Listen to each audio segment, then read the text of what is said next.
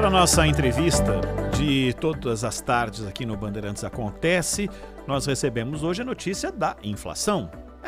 Com um índice de 0,96% para o mês de julho e algo que não se via há bastante tempo.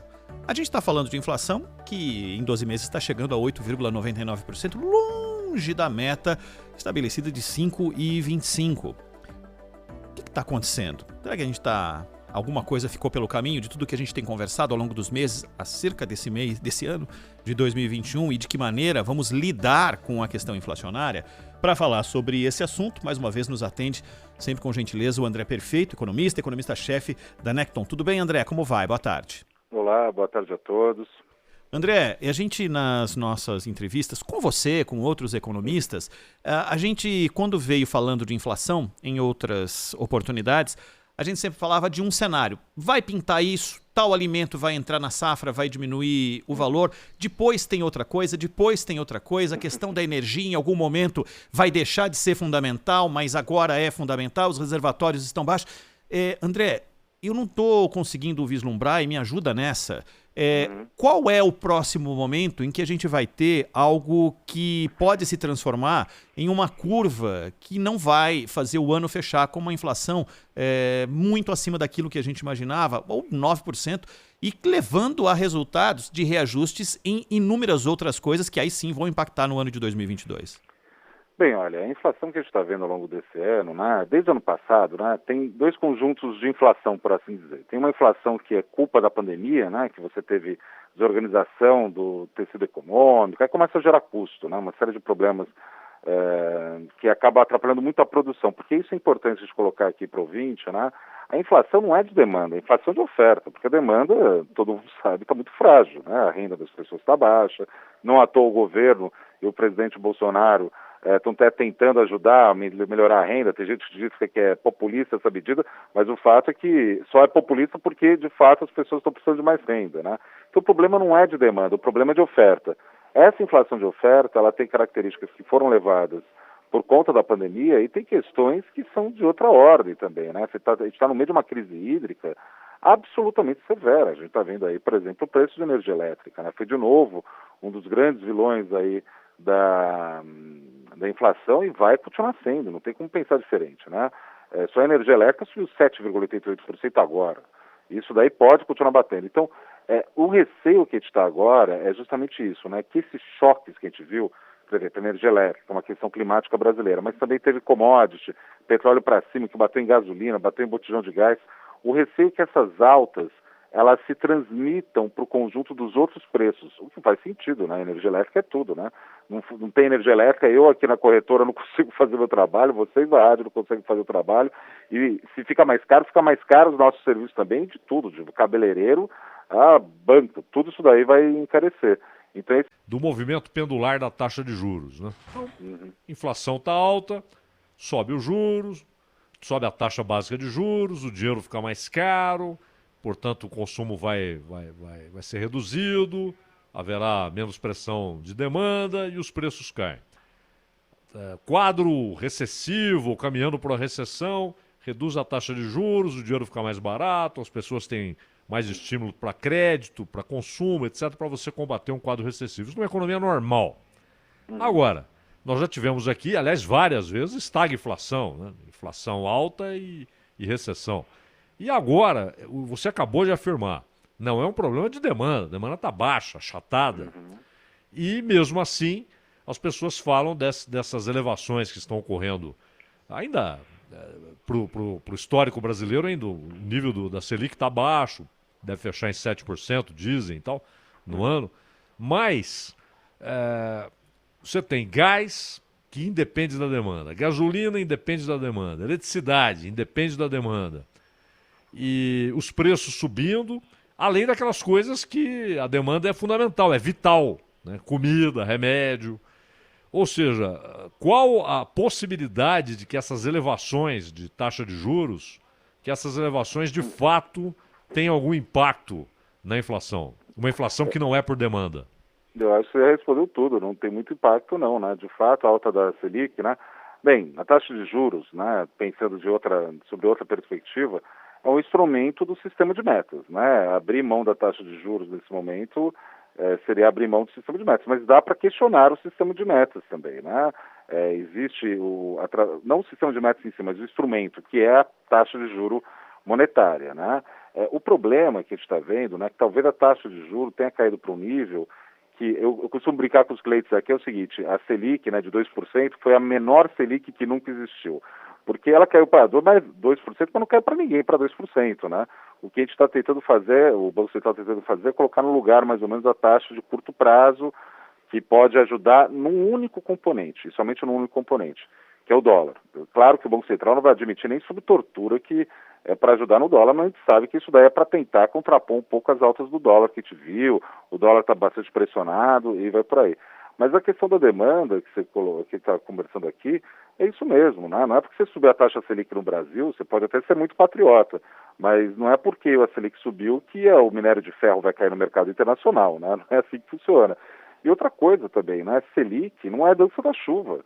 Não é porque você aumenta a Selic que vai melhorar o nível de reservatório. Logo, a questão de energia elétrica, barra hídrica, barra questão climática, continua sendo isso.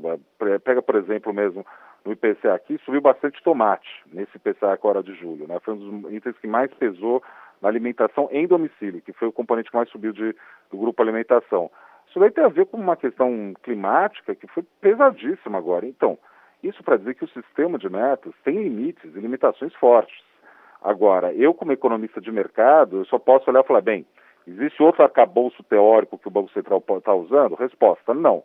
Se é isso verdade, ele só tem um instrumento, taxa de juros, e ele vai subir, porque ele está tentando controlar, não é nem mais inflação agora desse período de 2021, ele está olhando já para 2022, já está escorregando e pensar lá para 3,80 a expectativa das pessoas. E mais do que isso, né, ele está fazendo isso porque dentro do sistema de metas, do arcabouço, né, do tripé macroeconômico, tem a questão fiscal que é muito forte. E a gente está vendo a questão fiscal ficar cada vez mais, assim, pantanosa, né, para dizer o mínimo, né? A gente vê essa questão dos precatórios, estamos vendo aí, eu falei dos gastos, né, do governo, talvez o governo vai gastar mais ainda nesse Auxílio Brasil, a saber, a gente não sabe os valores ainda direito, né? E aí tem surpresa atrás de surpresa, né? Não tem boas notícias para a gente ficar colocando aí na conta. Então, é isso, né? O sistema de metas tem essa limitação seríssima. Não é a primeira vez que acontece esse tipo de ruído, mas sem dúvida nenhuma agora está bastante agudo, especialmente, só para fechar o raciocínio, porque o brasileiro tem a alma indexada. A gente muda o nosso aluguel em perdizes, né, com um índice que é sensível à variação do minério de ferro no mercado internacional. Não faz sentido esse jogo no limite. Então, isso tudo gera esse desconforto continuado. Perfeito, perfeito. Essas distorções são irracionais, né? Agora, André, me responda uma coisa. Você disse bem, essa redução da Selic, ela não teve impacto no crédito da vida real, né? Claro, teve impacto ali nas operações entre os bancos, na dívida pública. Então, impacto tem. Mas, para quem vai no banco, que precisa de um empréstimo, que vai usar cheque especial, etc., continua aquela taxa estratosférica, indecente, imoral que temos no Brasil e que é cobrada pelos bancos. A elevação da Selic, como você disse, é o conceito que o Banco Central tem de seguir. Você tem aquele tripé e a meta inflacionária é um dos tripés perfeito, está tudo certo. O Banco Central tem de fazer isso mesmo. Mas se a redução não tem impacto, a elevação é uma desculpa para, se não elevação, para manutenção dessas taxas estratosféricas que os bancos cobram?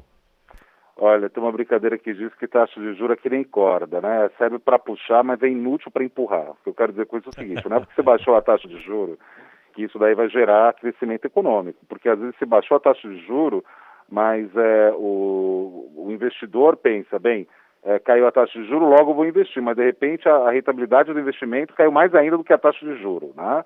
E a gente tem visto isso em alguma medida na perspectiva até de crescimento de PIB.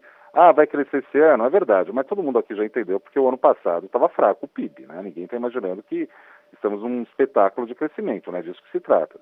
Agora, o consumidor, as pessoas sentem muito isso, porque vai subir a taxa de juros, a Selic, e isso daí vai encarecer sim o crédito, porque isso daí é o custo base, né? Tenta imaginar o seguinte, né? A taxa de juros, a Selic, é a farinha de um pão, né? Tá bom, né? Tem outros componentes que acabam influenciando também a formação do preço de um pão, né? O forno, o fermento, o custo do padeiro, mas é aquele custo forte mesmo, que é a Selic. Se sobe a Selic, como subir essa farinha, vai subir o preço do pão. Mas não é porque caiu o preço da farinha que vai cair o preço do pão. Às vezes não cai, entendeu? Então esse jogo é um jogo que acaba tornando mais difícil, mais agudo para as pessoas. Por isso mesmo que essa inflação, ela está insistindo, está uma inflação em 9%. Ela deve retroceder, tudo indica que alguns choques vão passar, só que fica persistente. E aí vai sobrar, né, nessa conta erro, por assim dizer, do sistema de metas. De novo, não existe outro arcabouço para a gente usar, então é o sistema de metas mesmo. Um juro mais alto, a gente está falando de 7%, eu estou com 7%, mas devo revisar um pouco mais para cima, em torno de 7,5%, e isso daí vai arrastar para o ano que vem. Né? Então, olha, e o próprio Banco Central disse hoje na ata, né, foi divulgada a ata do Banco Central, né, ele divulgou isso no comunicado semana passada, mas hoje divulgou a ata, que ele vai levar a taxa de juros para o campo contracionista. Ou seja, ele está querendo mesmo ajudar a desacelerar a economia um pouco mais, porque ele está vendo tantos desafios do ponto de vista da ótica da autoridade monetária, que ele entende como isso mais prudente. Eu acho que ele está tentando atacar mais o câmbio, mas isso daí é eu achando, André, perfeito, né? Não acho que de novo, o Banco Central não vai admitir nem sob tortura que ele está olhando para câmbio, né? André, e minha última pergunta é exatamente sobre a questão cambial. Porque, claro, a relação entre dólar e real tem um impacto direto na inflação, até porque o que temos de insumos importados, inclusive na agricultura, né, na produção de comida. E a economia americana teve uma recuperação rápida, né, como normalmente acontece lá, muito desregulamentado e tal, e cresceu também muito o consumo.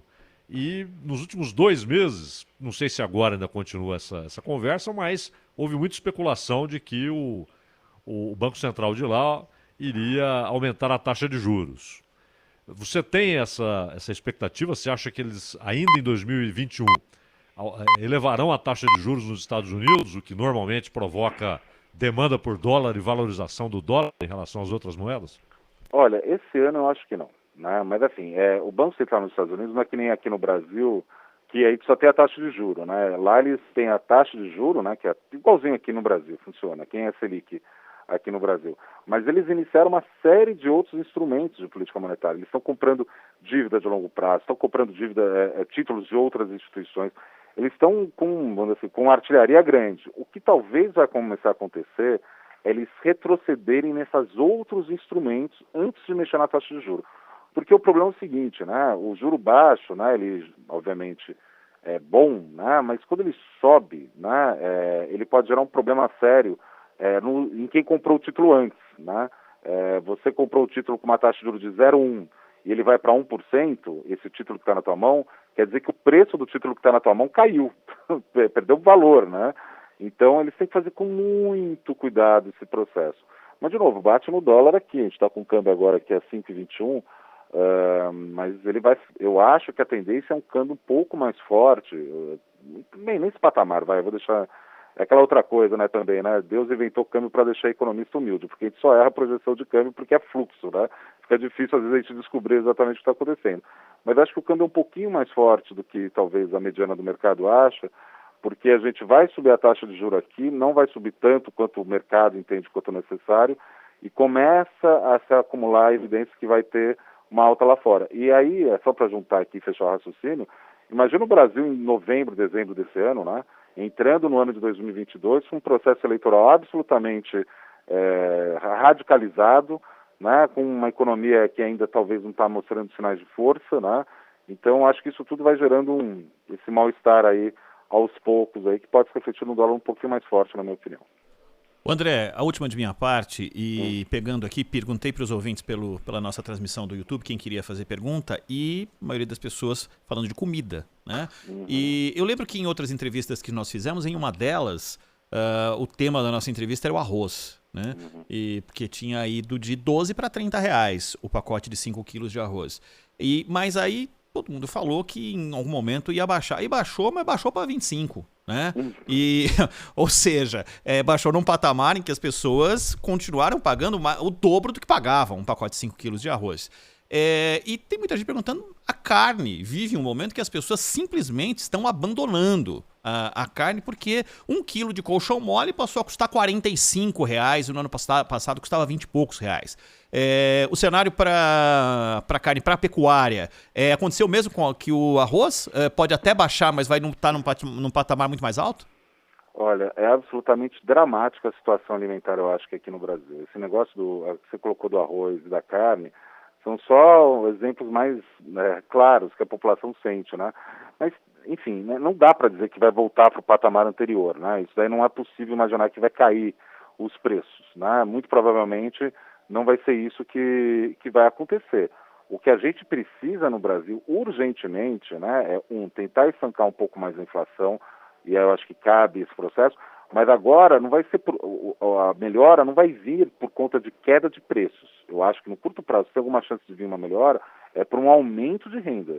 Porque o processo é perverso duplamente, porque a gente está vendo uma inflação elevada simultaneamente com uma renda que está estagnada, né? A gente vê os dados da PNAD e do IBGE, a gente vê que não está indo bem, né? Então é uma situação dramática. Eu acho que os ouvintes têm toda a razão de reclamar, toda a razão de ficar preocupado. Só que assim, não depende só do Banco Central, né? Tem que combinar com as outras forças. E a gente está no meio de uma discussão política bastante complicada, para dizer o mínimo, né? Esse tema, que é um tema importante para a vida dos cidadãos, nem aparece, né? Porque está tanta outra discussão aí no meio do caminho que torna difícil equacionar esse problema econômico, né? É uma pena e bastante doloroso e difícil para todo mundo que está vivendo esse momento no Brasil. André Perfeito, economista-chefe da Necton, que sempre nos atende para falar sobre temas ligados à economia deste país. André, um abraço, até a próxima. Eu quero agradecer, um abraço a todos os ouvintes. Valeu, até mais.